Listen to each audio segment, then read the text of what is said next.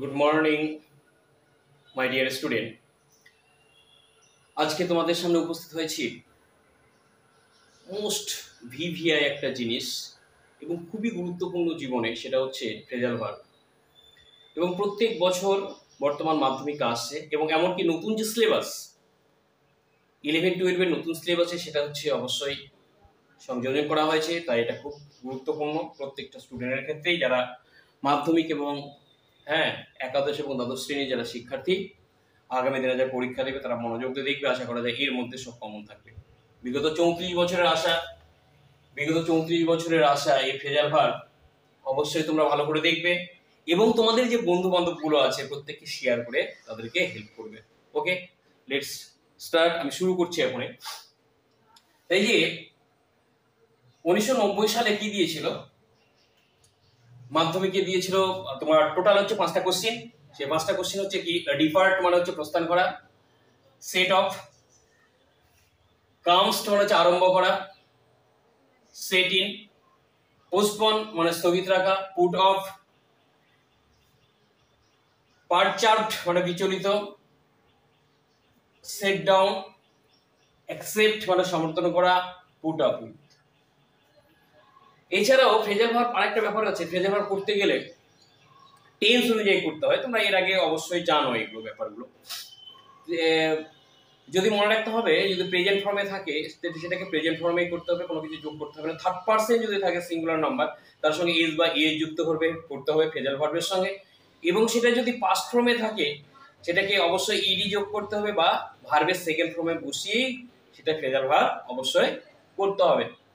মনে রাখতে হবে বিগেইন মানে হচ্ছে আরম্ভ করা, সেট অ্যাবাউট,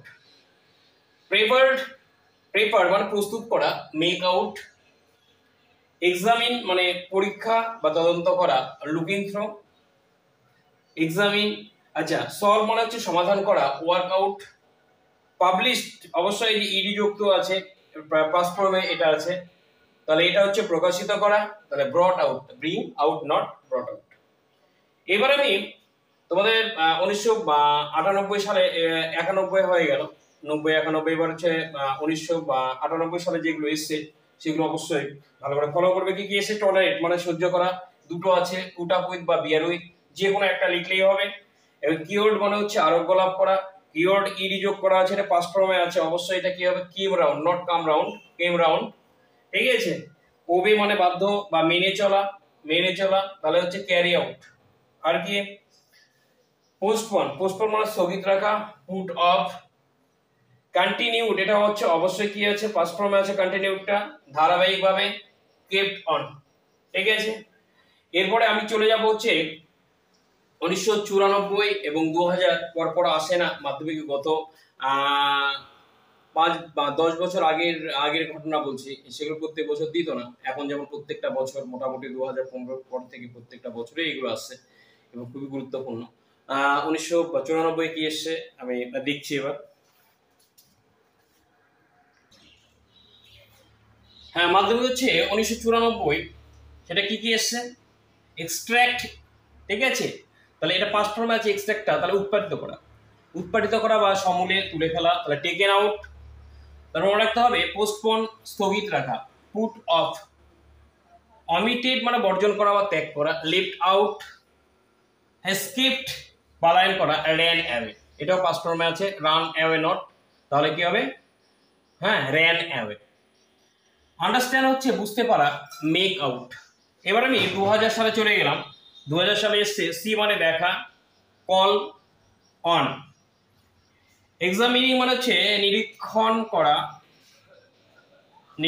করা, তাহলে হচ্ছে কি, লুকিং ইনটু, তাহলে আইনি যুক্ত আছে, এখানে কি করলাম, এখানেও আইনি যুক্ত করলাম। ডেট পাস্ট ফর্মে আছে, মারা যাওয়া, পাস্ট অ্যাওয়ে, কিম এটা পাস্ট ফর্মে আছে, তাহলে সেট ইন।